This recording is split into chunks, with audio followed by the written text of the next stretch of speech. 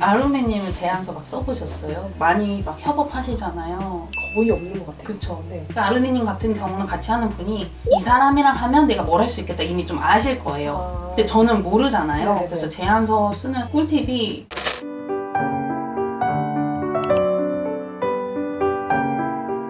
오늘은 큰 손님이 없습니다. 제가 여행 갔다가 만난 분이랑 인터뷰를 찍게 되었어요. 치앙마이에 처음 만나서 인스타그램 제가 팔로우를 했는데 뭔가 되게 많이 하시면서 좀 멋있는 분이시구나 이런 생각을 해서 네. 우선에 한번 모셔보고 싶었어요. 근데 정확히 어떤 일을 하시는 거예요? 아 저요? 저는 지금 이제 마케터로서 진행하면서 브랜드 이제 패키지 만드는 거, 뭐 웹사이트 어떤 문구가 들어가는 게 사람이 더 클릭할 것 같다 이런 것들을 좀 중심적으로 하고 있고, 또 이렇게 여행하면서 마케터로 하다 보니까 다른 분들이 어떻게 일하냐 막 물어보셔서 워크숍처럼 진행해서 대화도 하면서 다양한 일을 해보고 있는 것 같아요. 킴제이님이 좀 특별하다고 느꼈던 게 사람들이 나를 찾아주지 않아도 네. 먼저 내가 나를 홍보해야 되는 일이 되게 쉽지 않잖아요. 그걸 어떻게 처음에 하셨어요? 아무도 나한테 일을 안 주잖아요, 처음에.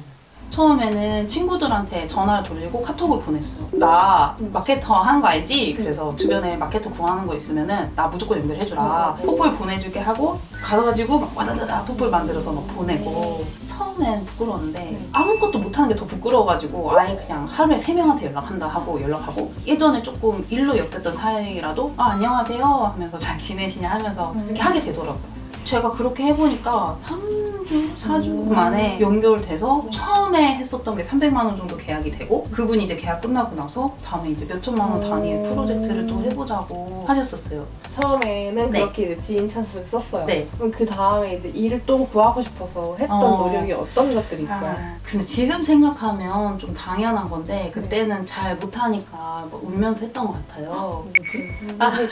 궁금한데? 네. 전화 돌리기인데 예를 들면 뭐 지원센터에 전화하고 싶다, 여성센터에 어떤 마케팅 프로젝트가 있다 하면은 누구누구라고 길게 들어주질 않아. 전화 받는 사람이 귀찮잖아요. 안녕하세요, 마케팅 프로젝트 강의하시는 거 보고 연락드렸는데 같이 협업해보고 싶다, 담당자분 자리 계실까요? 명확하게 말하면 데려와 네 잠시만요 하고 담당자를 바꿔주시고. 생각해보면 그렇게 해서 저한테 기회가 진짜 많이 왔거든요. 근데 제가 느꼈던 건 제가 막 잘해서 막 이런 게 아니라 생각보다 이렇게 한 사람이 없었어요. 그래서 진짜 많은 분들이 안 그래도 찾고 있었어요 이런 분도 있었고, 전화 주셔서 너무 신기해요. 그래서 세상에 잘한 사람 많아도 시작한 사람 없으니까 내가 시작하면 일단 내가 60%는 먹고 간다 이런 생각이 좀 치트키.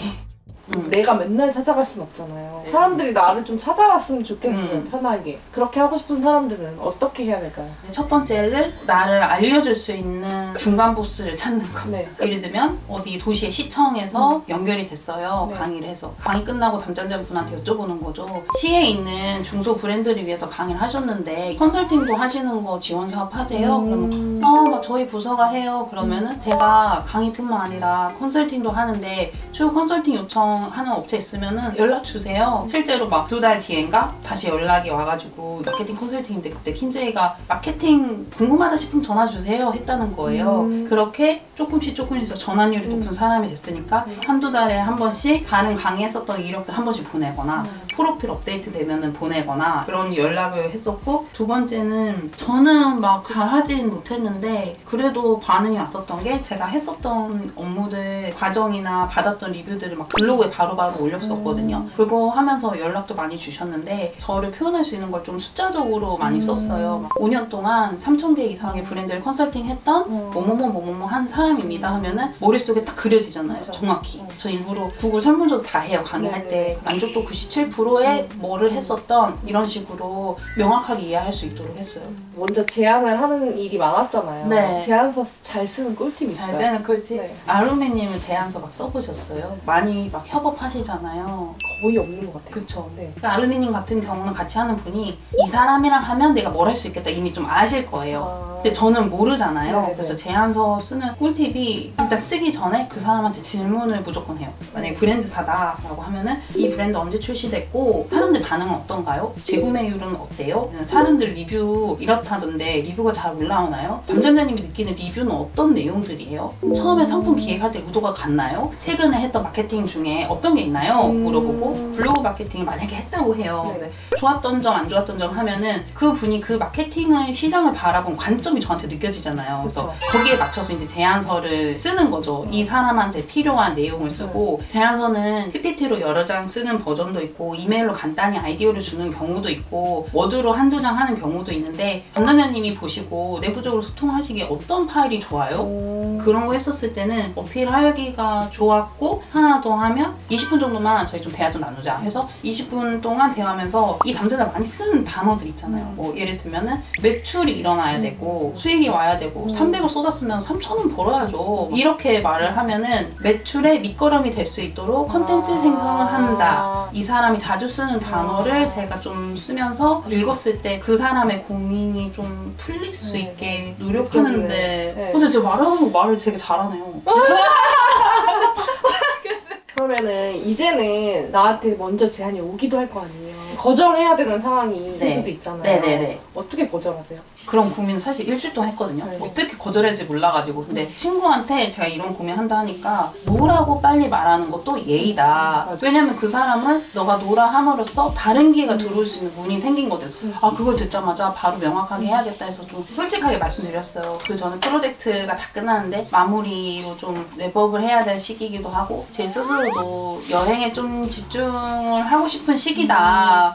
냉큼 한다 해도 사실 집중력이 떨어질 것 같다. 그렇게 말씀드리기도 했고 또 예를 들면 단가가 안 맞다거나 했을 때 금액을 떠나서 내가 배울 게 있는 게 있다라고 하면은 그냥 좀 하는 편이에요. 그리고 막 업무를 하는데 커뮤니케이션에 너무 많은 이슈가 있거나 문제가 있다. 예를 들면 막 극적으로 왜 이런 식으로 하셨어요? 막 맞아. 전화 뒤에 누가 있는데 의식해서 말하는 그 전에 나 말했던 거 톤이 다른데 그러셨어요. 알겠습니다 하고 하루 뒤에 전화해가지고 제가 좀 고민하다 사실 전화 드렸거든요. 대표님 이렇게 말씀하시는데 나 너무 아쉽다. 그런 말을 들었을 때 내가 그 정도의 투자를 안 하고 싶어져요. 대표님 제가 너무 스트레스가 많았어요. 이런 사정이었으면 이해가 되는 게 있는데 그 뒤로 너무 그렇다 하면은 못할 것 같아요 하고 차라리 몇 프로 환불해주고 끝내는 게 건강하게 일할 수 있는 게 더 효율적인 것 같아요. 맞아. 요즘에는 프리랜서로 일하시면서 여행 다니시는 분들도 많고 그렇잖아요. 고민하고 계신 저희 구독자분들에게 한마디만 해주세요.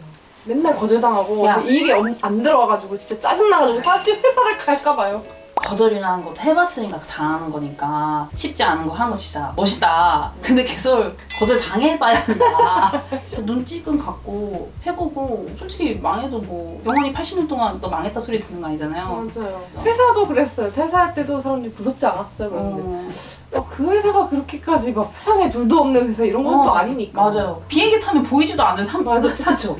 보이지도 않은 사무실이에요. 맨날 그런 생각해요. 비행기 타고 올라오면 보이지도 않는 내가 저기에서 저러고 있었다니 막 이러면서 저도 막 다른 타인의 입장으로서 할 수 있어요 막 이런 말은 못하지만 그런 고민하는 자체가 되게 의미가 있다. 뭔가 해보려는 사람이라는 거. 근데 이거 어떻게 하냐. 일단 해보면서 내 경험치를 쌓는 수밖에 없고 그리고 거절당했다고 해서 내 존재가 거절당한 게 아니잖아요. 내 아이디어와 서로의 타이밍이 거절당한 건데 돈이 없을 수도 있고 그쪽에 할 수도 있고 그 거절은 단어가 세서 그렇지 분리되어 있다. 맞아요.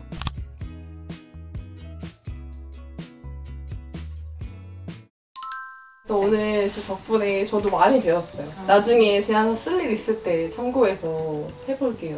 말씀 주세요. 저는 진짜 협상 이런 거를 잘 못해가지고 좋으면 좋고 싫으면 싫지 그 중간에 협상을 이런 걸 잘 못했거든요. 근데 또 그게 내가 선택할 수 있는 다른 옵션들이 더 멋있는 게 있기 때문에 그런 것 같아요. 이렇게 또 얘기를 해주시니까 같이 일하고 싶네요. 그럼 같이 한번 해보죠. 유쾌하고 건강한 시간이었습니다. 감사합니다.